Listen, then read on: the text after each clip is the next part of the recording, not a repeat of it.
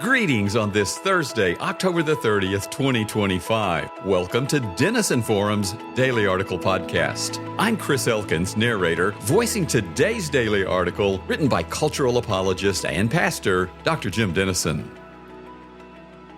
All eyes are on President Trump's landmark meeting with Chinese President Xi, but we must not look past the crisis in our own backyard. Hurricane Melissa has left dozens dead and widespread devastation across Cuba, Haiti, and Jamaica. Power outages and dangerous conditions persist today. It is vital that we intercede for the victims and look for practical ways to help. I recommend Texans on Mission as they share the gospel and meet needs in Jamaica. And I strongly encourage you to support Proclaim Cuba, our ministry's longtime partner on the island. Links to both of these groups can be found in today's episode notes. I have worked with Proclaim Cuba for many years and love the Cubans deeply. They are providing critical aid and sharing the gospel across the island nation. The contrast with this unfolding tragedy could not be greater. Americans are expected to spend a record $13.1 billion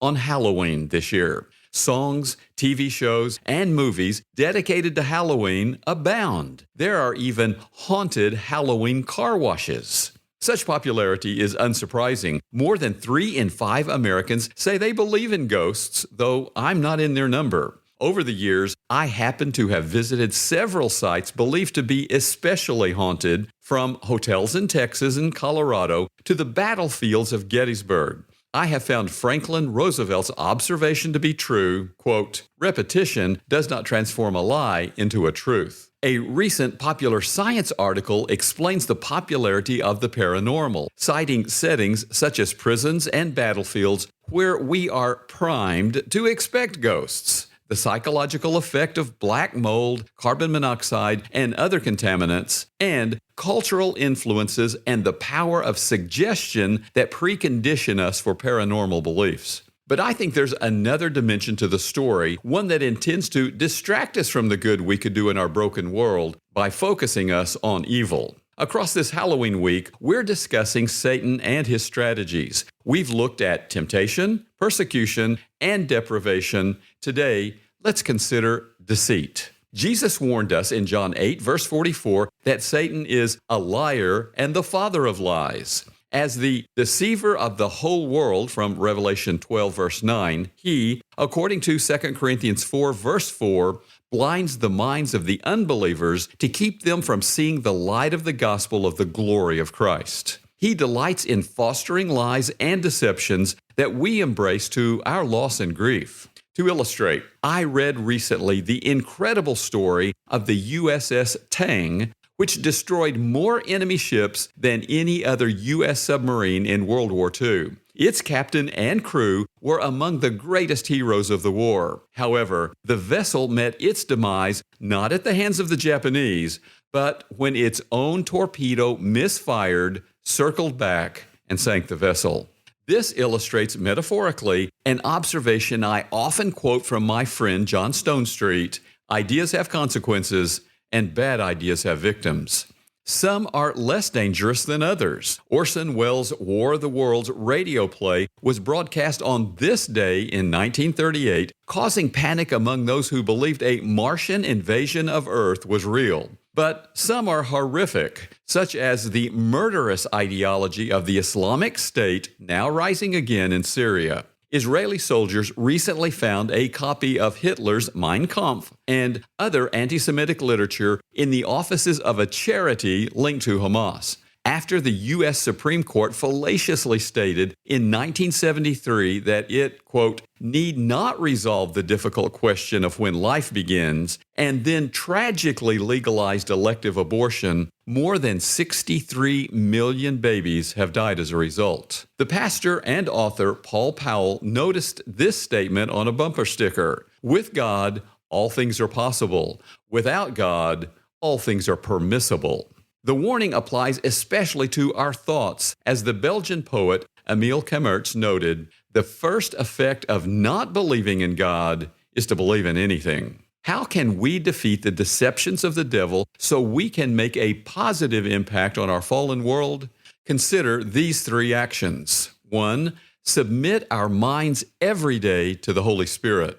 We are assured by Romans 8, verse 6, to set the mind on the flesh is death, but to set the mind on the Spirit is life and peace. When we begin the day heeding Ephesians 5, verse 18, by surrendering our thoughts to the Spirit, we position ourselves to be empowered by His omnipotence and led by His omniscience. 2. Defeat ungodly thoughts by focusing on godly truth. Immoral thoughts are sinful in themselves, referencing Matthew 5, verse 28, and inevitably lead to immoral actions stated in James 1, verses 13 through 15. The best way to refuse them is to focus instead on godly truth that replaces ungodly lies. We are therefore commanded in Philippians 4, verse 8, whatever is true, whatever is honorable, whatever is just, whatever is pure, whatever is lovely, whatever is commendable, if there is any excellence, if there is anything worthy of praise, think about these things. So, to defeat the deceptions of the devil, we must 1. Submit our minds every day to the Holy Spirit, 2. Defeat ungodly thoughts by focusing on godly truth, and 3. Advocate for biblical truth. The best way to learn is to teach. The best way to develop godly minds is to use our minds for God. To this end, we read in Jude 3 that we are to contend for the faith that was once for all delivered to the saints.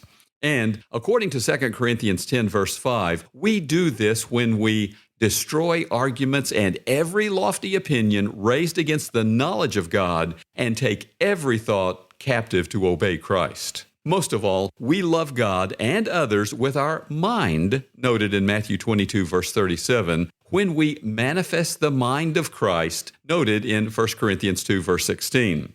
When we submit our thoughts to Him, Jesus works through us to continue His ministry to the world. He was, and is, the most brilliant person in all of history, inferred from Matthew 12, verse 42. As scholar Jonathan T. Pennington demonstrates conclusively, Jesus was the greatest philosopher and wisest teacher of all time. The Irish missionary St. Columbanus of the 6th century was therefore wise to pray, I beg you, my Jesus, fill my lamp with your light. By its light, let me see the holiest of holy places, your own temple where you enter as the eternal high priest of the eternal mysteries. Let me see you, watch you, desire you. Let me love you as I see you, and before you let my lamp always shine, always burn. Let us know you, let us love you only. Let us desire you alone. Let us spend our days and nights meditating on you alone. Let us always be thinking of you. End quote. Will you make his prayer yours today? Note, for positive ways to respond to Halloween, see Dr. Ryan Denison's new article, What Does the Bible Say About Halloween? Can Christians Celebrate This Controversial Holiday? Find a link to it in today's podcast episode notes. Thank you for listening to today's Daily Article podcast. If you would also like to read the daily article with its citations and references linked to their sources, find links in the episode notes to read today's article and to subscribe to the Daily Article email newsletter.